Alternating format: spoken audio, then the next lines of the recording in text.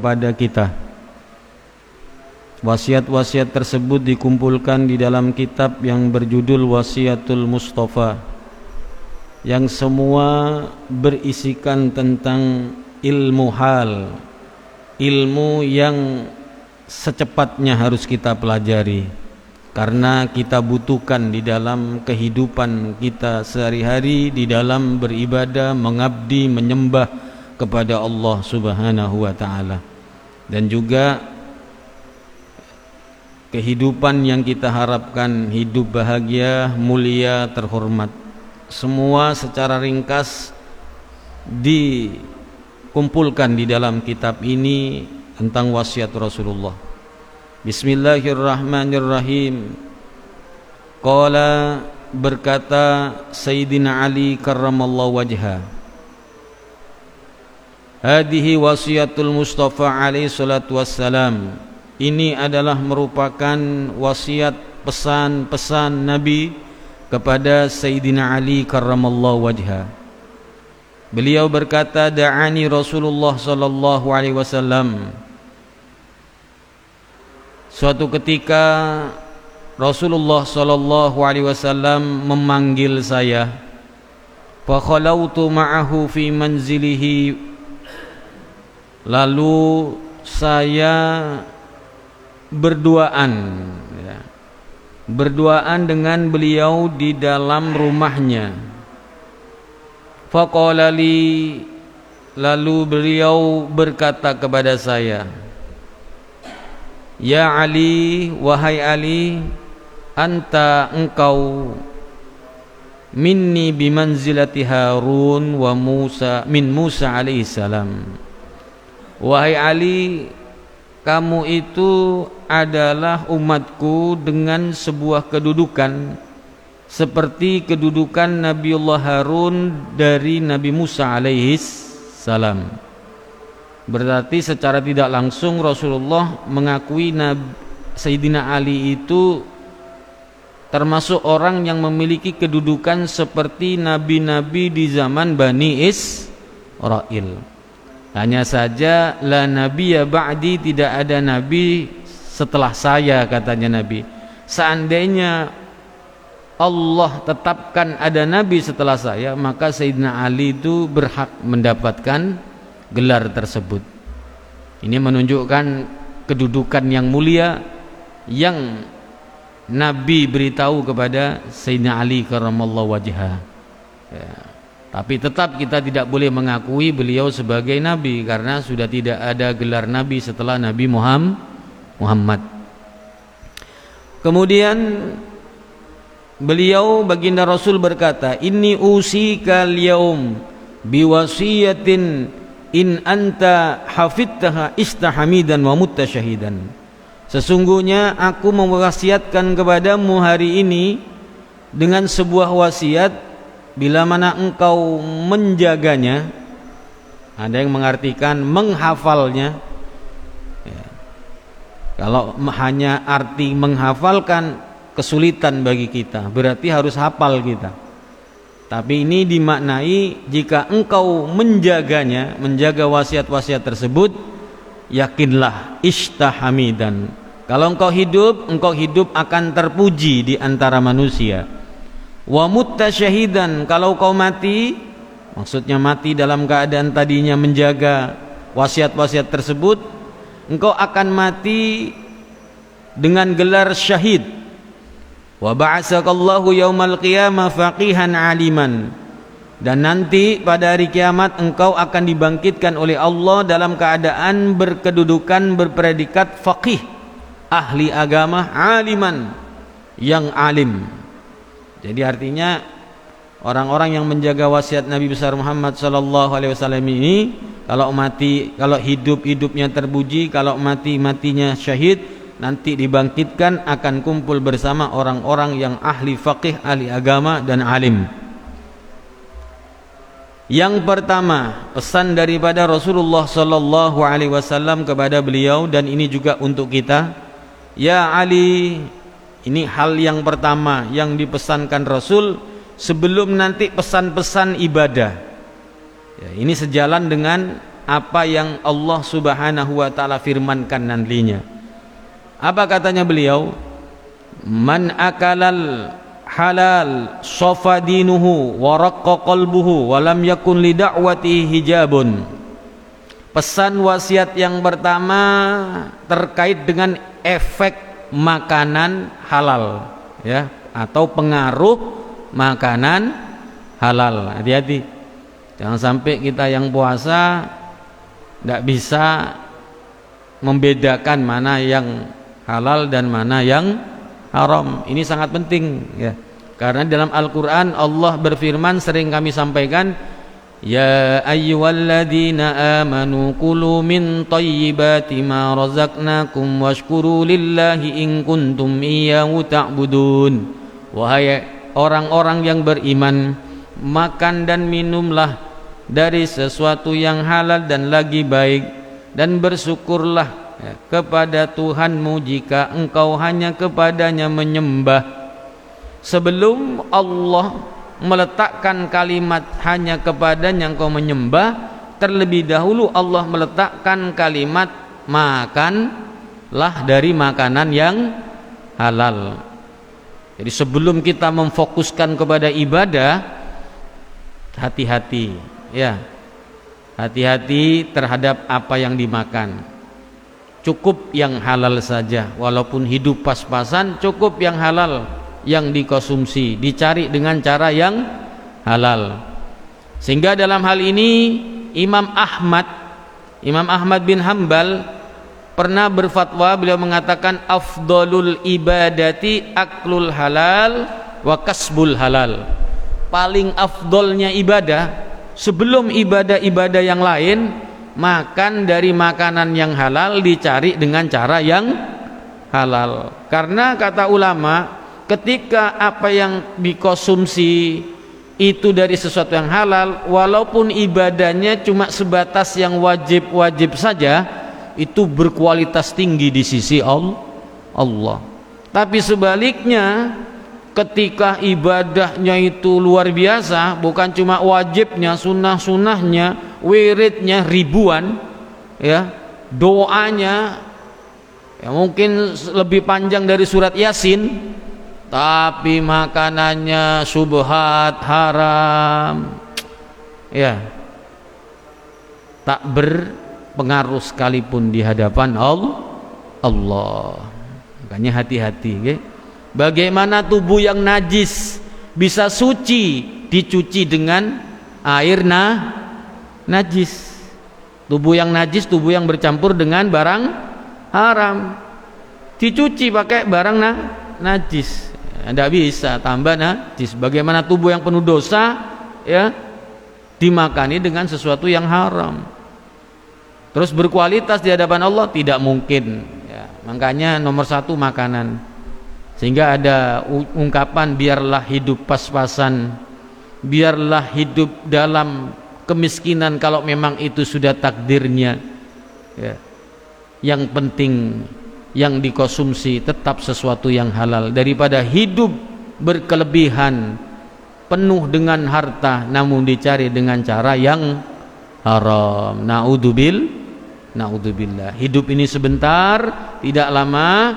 Jangan sampai tertipu dengan hawa nafsu, sehingga karena ingin kaya, ingin sukses, tidak peduli mau dengan cara apa hartanya didapat.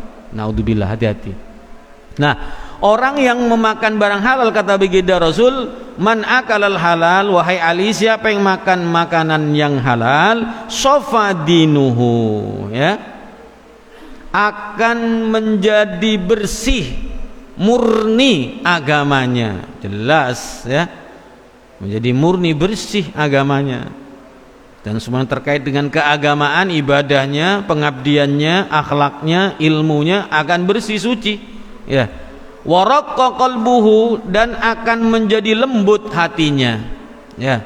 Orang-orang yang makanannya dari makanan halal itu hatinya lembut, ya, tidak gampang emosi, tidak gampang marah, tidak gampang dendam, ya, selalu mudah memaafkan. Walam yakun li da'wati hijab, lalu kata baginda Nabi, wahai Ali, orang yang makanannya makanan halal, doanya tidak ada penghalang, artinya mustajab.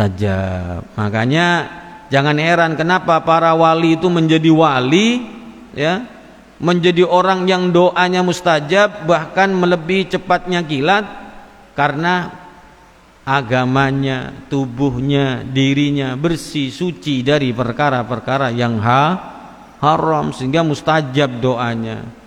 Makanya kembali kepada kita, kok doa kita tidak semustajab doanya wali, bolak-balik donga tidak diijabai oleh Allah. Sebetulnya yang penting syaratnya sudah tercukupi, doa itu mustajab.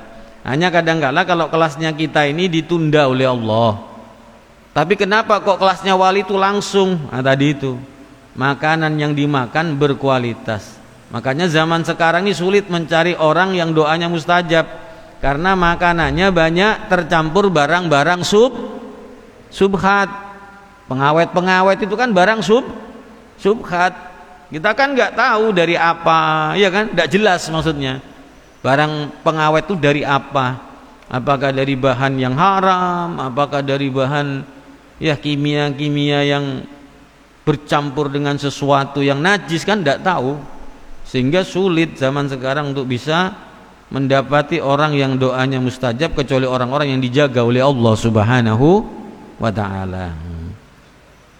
Kita mungkin tidak mampu semaksimal mungkin menjaga, ya, tapi yang penting kita tetap berusaha semampu pengetahuan kita bahwa yang kita dapatkan, yang kita makan menurut kemampuan pengetahuan kita sudah halal, ya.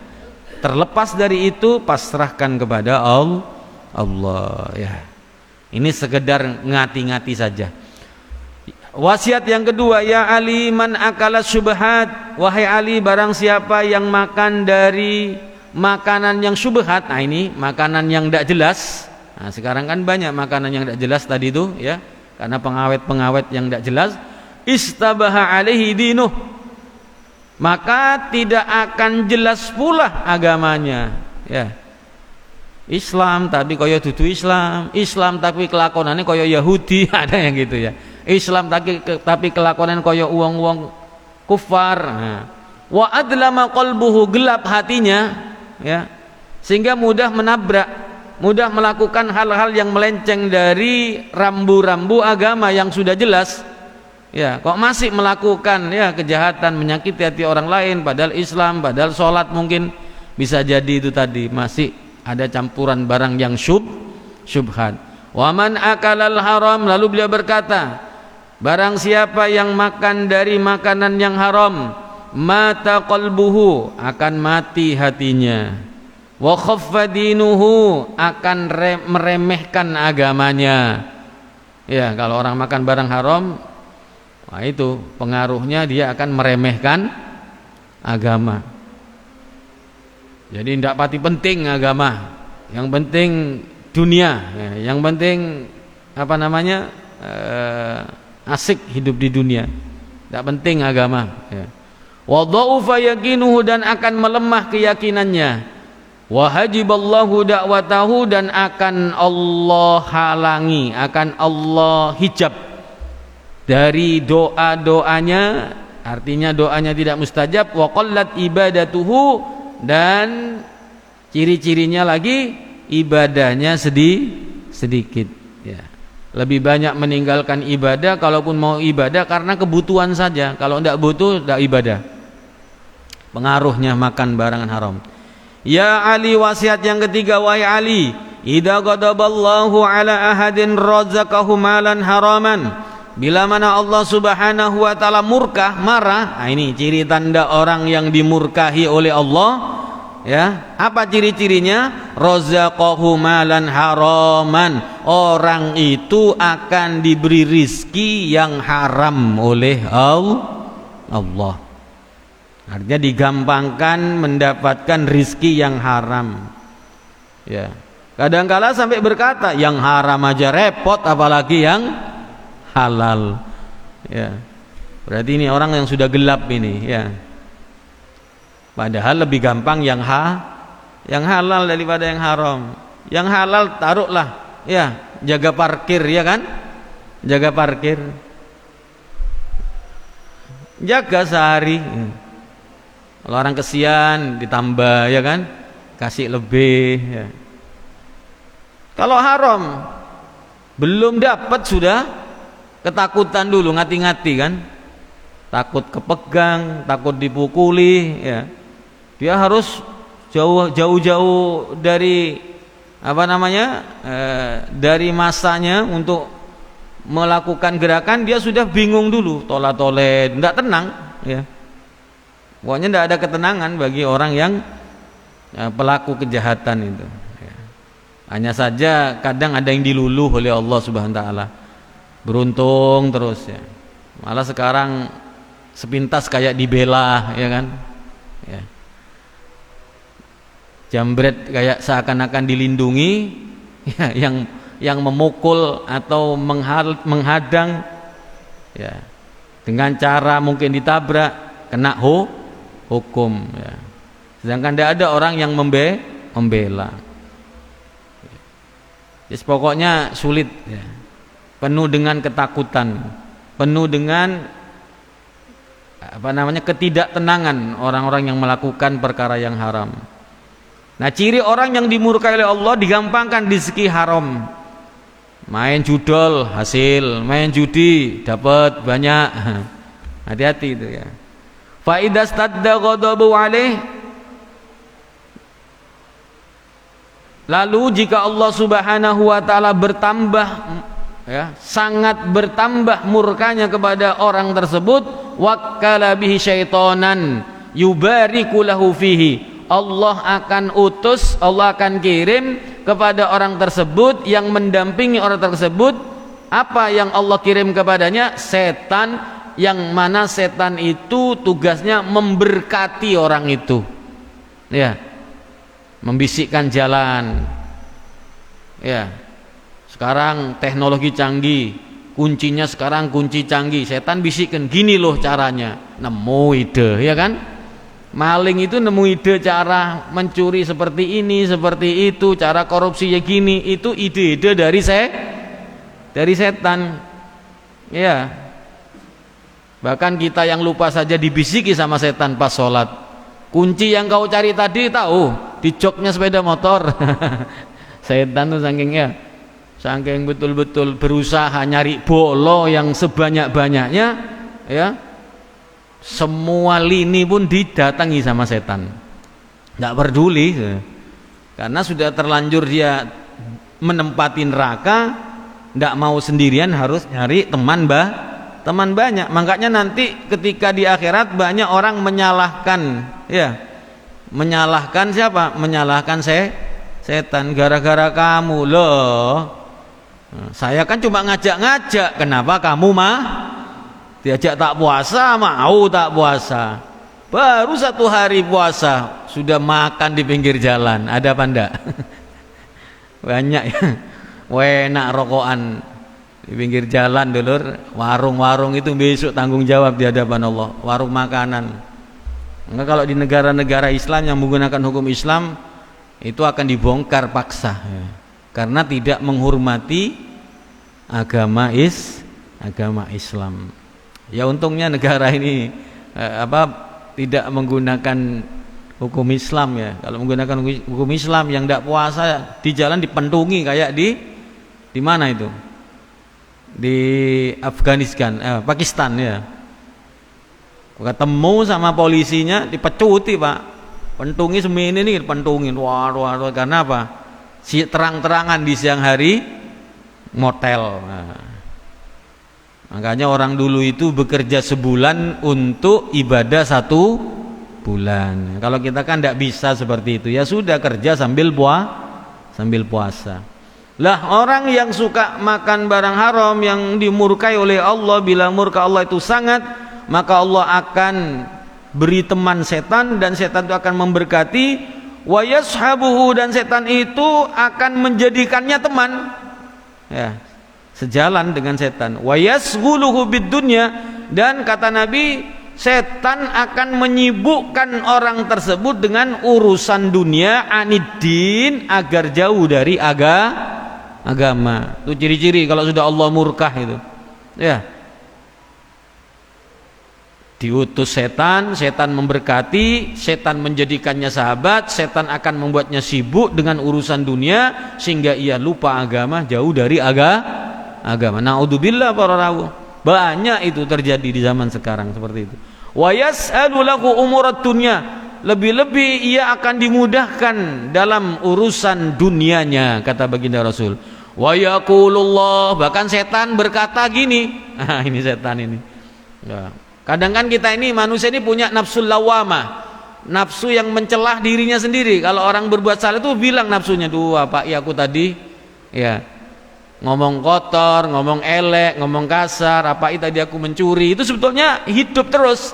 Selama ada nafsu lawamahnya hidup itu, asalkan mau didengarkan, mau disadari, diikuti, insya Allah orang itu bisa kembali kepada Allah. Karena memang tugasnya nafsu lawamah itu tadi, di antaranya menyesali apa yang sudah diperbuat. Ketika dia nyesel, setan bisik, setan tuh peka. Lah ini kayaknya mulai nyesel ini dari berbuat dosa ini. Apa kata setan? Tenang. Yaqulu wa yaqulu Allah Ghafurur Rahim. Tenang, Allah itu Maha Pengampun. Sekali kamu doa astagfirullah, diampuni dosa kamu. Akhirnya mengentengkan ya kan? Ada yang melakukan kejahatan yang banyak, istighfar kok di ngapura ambil Gusti Allah. Setan bisikan gitu, enggak usah khawatir, kamu istighfar selesai, sudah habis. Rahmat Allah itu lebih besar dari banyaknya dosa-dosa kamu. Lah, setan kadang seperti ulama ngomongnya, seperti kiai, Pak. Lah yang tertipu, iya santai aja wis. Kas masih kosong nih, dibanyaki dulu. Kayak gitu, Pak ya. Hati-hati itu bisikan-bisikan yang seperti itu, ketoke manis tapi racun. Ya kan? Kelihatannya manis tapi menjadi racun yang berbahaya. Yang keempat, ya Ali ma safara ahadun taliban. Ini bab yang pertama dari Wasiatul Mustafa ini tentang hal-hal yang terkait dengan halal haram, nggih. Karena ini kita harus steril para rawuh. Harus steril betul-betul ya. Mudah-mudahan Allah lindungi kita dari perkara yang haram. Allah jaga kita, tidaklah yang kita konsumsi kita dapati kecuali yang halal saja. Ya, biarlah susah repot ya, tapi yang penting halal, insyaallah akan barokah. Ya Ali, wahai Ali, ma safara ahadun talibal haram. Wahai Ali, tiada seseorang yang bepergian, yang berjalan ya, guna mencari sesuatu yang haram ya, baik dengan berjalan kaki, illa kana syaitanu qarinahu, melainkan setan akan menjadi korin, pendampingnya. Ini Nabi yang berkata, wala raqiban, dan kalau dia mengendarai kendaraan, illa kana radifahu, melainkan setan akan gonceng ya, akan gonceng di belakangnya. Wala jama'a ahadun malan haraman, dan tiada seseorang yang mengumpulkan harta haram, illa akalahu syaitan, melainkan setan akan ikut serta memakannya sehingga setan semakin kuat. Kalau sudah setan semakin kuat, kita semakin lemah. Kalau dibelenggu ya sudah tidak berdaya. Makanya bagi orang yang ibadah ini untungnya apa? Ketika jenengan mau makan bismillah, mau minum bismillah, mau keluar bismillah, mau kumpul suami istri bismillah, setan tidak dapat apa-apa. Jadi setan maksudnya yang dikorinkan, yang ditemankan, yang dikirim oleh Allah ketika bayi lahir, jadi pendamping. Ia kuat tidaknya tergantung kepada kitanya tadi. Kalau dijaga dari yang halal, diberi pendidikan agama, mengamalkan agama, selalu dekat dengan Allah, tidak ada kesempatan sehingga kurus. Makanya terjadi satu dialog antara seorang wali dengan setan. Katanya setan, ji'tuka mislal jazur, kami dulu datang dikirim oleh Allah menjadi korinmu itu seperti kerbau. Wal'an mislal usfur, sekarang saya kecil seperti manuk emprit. Lo kok bisa, katanya wali ini, kok bisa kamu seperti itu? Tudibuni bidzikrillah, saya dicairkan ibarat es batu besar, mencairkan kecil airnya kan. Saya dibuat kecil, kekuatan saya dibuat kecil, tidak punya kemampuan apa-apa karena kamu selalu berzikir kepada Allah. Makanya orang yang banyak zikir itu kuat insyaallah ya, lebih kuat ya, di dalam rayuan-rayuan setan. Jadi setan ikut makan loh. Kalau sudah setan dimakani terus sama kita, ya tambah kuat, tambah besar. Kitalah yang tidak berdaya. Sehingga ada orang yang sekalipun ini bulan Ramadan, bulan agung, bulan mulia, ya dijaga oleh Allah, setan-setan besarnya dilempar ke laut, tapi kok masih banyak orang-orang yang ya, orang-orang yang terjerumus ya dalam kemaksiatan di bulan Ramadan. Ya itu tadi ya, orang-orang yang sudah kalah dengan setan, sehingga tidak perlu setan besar, setan kecil katanya ulama, sebagian ulama masih ada di bulan Ramadan ini, sehingga cukup setan kecil yang ganggu sudah tidak puasa sudah. Nah, itu melainkan setan akan ikut makan. Kalau sudah ikut makan akan kuat setan. Wala nasiya ahadun ismallah, dan tiada seseorang lupa akan menyebut nama Allah indal jima', ketika kumpul suami istri, ketika makan pun juga demikian. Illa syarakahu syaitan, melainkan setan ikut serta urunan. Makanya ada bacaan kumpul suami istri, bismillah Allahumma jannib Allahumma jannibis syaitan. Itu ya. Ini kalau tidak langsung diamalkan lupa Pak. Kalau mau kumpul biasanya ingat itu. Allahumma jannibnas syaitan wa jannibis syaitan. Itu diantaranya. Makanya kalau sejima sekalipun jangan lupa minimal baca bismillahirrahmanirrahim. Biar tidak ikut urun. Kalau setan ikut urunan, ya nanti sedikit banyak keturunan kita ada sifat-sifat setan. Wadhalika qauluhu ta'ala, ya, yang demikian itu terkait dengan keikutan serta daripada setan kepada kita ini, ya, itu difirmankan oleh Allah dalam Quran supaya kita menghati-hati. Apa katanya Allah? Wasyarikhum fil amwali wal auladi wa'idhum. Apa katanya Allah? Wasyarikhum, setan, sertai mereka. Silakan sertai mereka. Koncono mereka manusia itu, ya silakan. Tapi Allah bangga dengan hamba yang iman yang bertakwa. Kalau kamu mampu, hebat kamu. Tapi kalau yang tidak iman tidak takwa, ya sudah, lost. Wasarikum bil amal, silakan kau sertai di dalam harta-harta mereka. Ketika mereka cari harta, silakan. Aulat, atau ketika mereka memproses anak, itu Allah persilakan, Allah kasih kesempatan bagi setan. Makanya kita itu dikasih oleh Allah senjata-senjata, pusaka-pusaka supaya selamat dari setan. Dan inilah cerita hidup. Skenarionya Allah yang menyekenario, kita ini adalah peran-perannya. Nah, makanya dikasih buku panduan-panduannya, yaitu Al-Quran dan hadis-hadis Nabi serta guru-guru yang membimbing.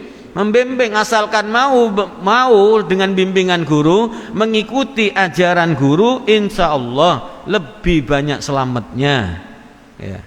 Nah, itu wa'idhum, silakan beri janji-janji kepada mereka, silakan. Jadi setan juga dikasih kesempatan untuk menggoda manusia, ya. Makanya jangan kalah kita. Sebetulnya setan itu lemah, ya. Inna kaidas syaiton kana dha'ifa. Sesungguhnya tipu daya setan itu sebetulnya lemah, malah lebih dahsyat tipu dayanya perempuan, Pak. Nggih. Inna kaidahunna azim. Allah sampai bilang begitu kan dalam Al-Qur'an. Tipu daya perempuan itu lebih hebat, lebih dahsyat, lebih besar. Wakilah Nabi Adam itu sebetulnya kuat, tidak mendekati pohon khuldi, tapi cerita ke cerita ada riwayat karena dibisiki sama Siti Hawa, ya, akhirnya katut. Makanya setan tuh lemah sebetulnya. Yang lebih berat justru orang yang ada di samping kita dulu. Hati-hati. Ya Ali, wahai Ali, masih terkait dengan halal haram. La yakbalullahu ta'ala salatan. Allah tidak akan menerima salat yang dilakukan bila wudu'in tanpa wudu' wala sodakotan minal haram, dan juga Allah tidak akan menerima sodako yang dihasilkan dari barang haram. Ya, walaupun alasannya apapun, ya, hasil korupsi, hasil nipu, hasil mencuri, ya, hasil bohong, hati-hati, ya. Tidak dapat pahala, tidak diterima oleh Allah Subhanahu wa ta'ala. Dipakai ibadah, masih haji bolak-balik, ya. La labbaik wala sa'dek, hengono lebek-lebekan, hengono sadek-sadekan. Hajimu mardut mulya nyang Banyuwangi, pici sirok haram jari malaikat gediku, Pak. Ya kan, kita orang yang mau berangkat ke Mekah kan bisa labbaik Allahumma labbaik, penuhi panggilanmu. Ya, dijawab hengono lebek-lebekan. Ya, mulia ira. Ya, naudzubillah. Apalagi hasil korupsi dibuat bantu orang lain. Wah, merasa terhapus sudah dosanya. Hati-hati. Jangan macam-macam. Malaikat tidak kena diakali, tidak kena disogok. Ya Ali, wasiat yang keberapa? Keenam, ya. Ya Ali la yazalul mu'min. Nah, ini. Wasiat yang ketujuh. Ya Ali la yazalul mu'min, senantiasa seorang mukmin itu fi ziyadatin, selalu berkualitas. Jadi senantiasa seorang mukmin itu bertambah kualitas fi dinihi, di dalam agamanya. Jadi Rasulullah ngasih tahu kepada Sina Ali, juga kepada kita, wahai Ali, orang mukmin itu senantiasa akan terus meningkat kualitas agamanya selama malam yakuli haram, selama dia tidak makan dari makanan yang haram. Jadi kalau makanannya halal, itu akan terus meningkat kualitas agamanya, terus akan naik. Semangat kebaikan akan terus membuat dirinya menambah amal-amal terus, jadi naik terus dorongannya. Makanya dalam hadis yang sering kita dengar, Nabi itu mengingatkan, man akalal halal, siapa yang makan dari makanan yang halal, atau athu jawarihahu, akan taat anggota tubuhnya, sa'am abah, mau ataupun tidak mau dia melakukan, senang terus, asik, tertarik dengan kebaikan-kebaikan. Alima am lam ya'lam, tahu ataupun tidak tahu, ya, tahu ataupun tidak tahu ilmunya, dia tahu ataupun tidak tahu, ya, asalkan yang dimakan dari makan yang halal akan terus meningkat. Sebaliknya kata Rasulullah SAW, man akalal haram, siapa yang makan daripada barang yang haram, asathu jawari hausa am aba alim am lam ya'lam, siapa yang makan barang haram, ya, maka dengan sendirinya anggota tubuhnya akan terdorong untuk melakukan kemaksiatan, keburukan, jauh dari ketaatan, mau ataupun tidak mau cenderung tubuh yang dari hasil makan haram akan menjauhi ketaatan, mendekati kemaksiatan. Ya, makanya bila diantara kita merasa ada perasaan, maksudnya ada perasaan di dalam diri, semangat ibadah terus, berarti makanan Anda sudah bagus, sudah insya Allah. Senang kebaikan, senang majelis, ya, senang terus menambah kebaikan tanpa memperdulikan yang lain yang malas-malasan. Berarti pengaruh yang halal di tubuh kita itu lebih kuat, para rawuh. Nggih, lebih kuat. Waman faraqal ulama, lalu Nabi berkata, dan barang siapa yang memisahkan diri dari ulama, mata qalbuhu, mati hatinya. Alhamdulillah, kita dijadikan orang-orang yang senang majlis, berarti cinta orang yang senang sama ulama, Pak. Itu ciri kalau ada orang senang ke majlis, senang hadir majlis, berarti orang itu orang yang dijadikan orang yang cinta kepada ulama, orang yang tidak memisah dirinya dari ulama. Makanya kalau nyari mantu Bapak Ibu, ya, kalau nyari mantu, cari mantu, kalau mantu jenengan calonnya mantu laki, cari mantu yang seneng majelis. Kalau dia bukan pesantren, tidak pernah mondok, bukan anaknya kiai, bukan ustadz, bukan tidak pernah mondok, cari yang seneng majelis. Insya Allah anak perempuannya sampean akan dijaga, ya, akan dijaga karena seneng ulama, ya. Itu diantaranya. Dan bisa-bisa anak kita perempuan yang tidak kenal majelis akan dikenalkan, dibawa ke ke majelis, dikenalkan sama kumpulan majelis-majelis perempuan. Ya, ini penting sekali. Pentingnya dekat dengan para ulama, karena hewan sekalipun dekat dengan orang soleh dimuliakan oleh Allah. Sekelas anjingnya Ashabul Kahfi betapa mulia gara-gara ikut orang soleh. Napa malih jenengan tumut dumateng para ulama. Itu basic kita ya, pertahankan. Mati hatinya wa amiya an taatihi, dan akan buta dirinya dari ketaatan kepada Allah. Tidak bisa membedakan ini taat, ini maksiat. Ya karena jauh dari ulama. Makanya kenapa kita itu ketika bertemu ulama pandang wajahnya ulama, kelawan dungo ya, pandang wajahnya ulama ya. Karena ketika hati terharu, berdoa itu mustajab. Ya Allah, jadikanlah ya Allah ya, anak-anak saya gitu ya, generasi saya, keturunan saya, ya Allah, solehnya seperti para beliau ya Allah. Doa gitu Pak ya. Selalu doa, ketemu orang soleh doa, ketemu orang soleh doa, insya Allah mustajab. Karena yang diminta ketika itu apa? Keterharuan hati. Okay? Kalau jenengan sedang terharu, termasuk sedang sedih, itu dianjurkan sama Nabi untuk doa, karena saat itu doa mustajab ya. Terharu karena orang itu alim, atau terharu menghadapi musibah, jenengan doa ya, doa kepada Allah. Terutama orang yang tertimpa musibah, doakan ya Allah semoga dikasih sabar, semoga itu insya Allah sebelum doa kita dikabulkan untuk orang tersebut, Allah akan kabulkan untuk diri kita. Makanya cara untuk terkabulnya doa, sering-sering doakan orang lain. Ya Ali, yang terakhir daripada bab pertama tentang makanan ya. Apa pesan Nabi SAW kepada Sina Ali dan juga kepada kita?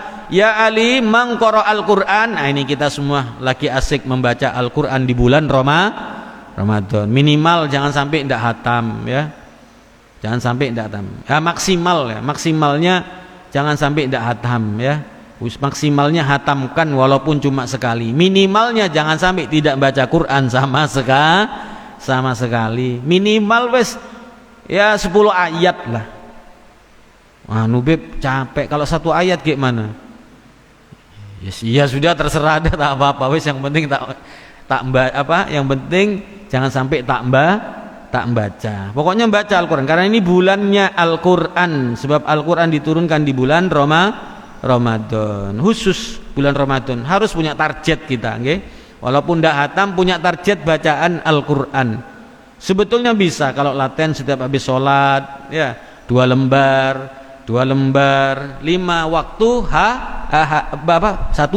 satu juz sehari, berarti bisa narjet 1 juz. 1 bulan hatam bisa sebetulnya.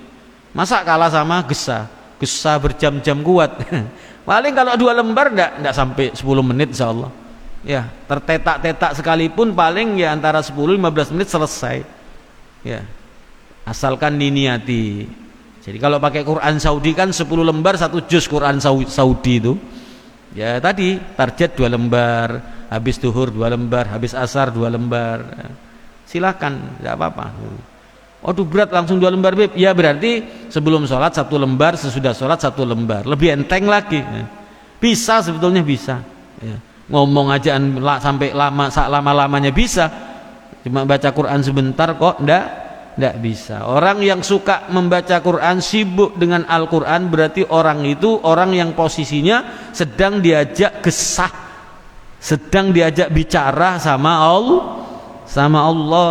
Man syaghalahu bil Quran ya, idza syaghalahu bil Quran fa'lam annahu yuridu ayyuhadditsaka, kata Imam Syafi'i. Ya, apabila seseorang disibukkan dengan bacaan Al-Quran, maka ketahuilah bahwasanya Allah sedang asik bergesah-gesah dengannya. Nah, kita ini kan punya rasa asik gesah sama orang, ya kan? Asik gitu. Gimana keasikan itu kita rubah pelan-pelan, asik bergesah dengan Allah. Kalau kita bisa asik gesah sama teman sampai berjam-jam, kenapa kita nggak bisa? Ya. Kok berat ya Beb? Kok enggak sama ya? Kalau kita gesah sama orang itu kok enak gitu, sama Allah ini kok agak berat. Ya jelas pasti karena setan yang menghalangi, itu sebabnya Pak. Satu. Yang kedua, nafsu. Nafsu ini tidak senang sama kebenaran. Aslinya nafsu ini ammaratum bisu, itu aslinya nafsu. Makanya harus ditundukkan, dikendalikan supaya berubah menjadi nafsul mutmainnah. Jadi sebabnya itu karena dua, ya. Orang malas, orang berat ke masjid, orang malas, orang berat ngaji, orang malas berat hadir majelis taklim, itu karena dua tadi penghalangnya, setan yang selalu membisikkan dan menghalang-halangi, dan hawa nafsu yang cenderung ya menjauh dari kebenaran. Itu sifat habitatnya nafsu. Nah, makanya puasa ini mengendalikan hawa. Pendidikan Ramadannya adalah apa? Kita dilatih mengendalikan hawa nafsu. Tahan ndak makan, tahan ndak minum, tahan ndak marah, ya sabar, ya tahan dari tersinggung. Nah, itulah pendidikan daripada bulan Ramadan. Penutup terakhir, wa man qara al-Qur'an, siapa yang membaca Al-Qur'an, nah, dibaca Al-Qur'an mulai pertama, ya terus.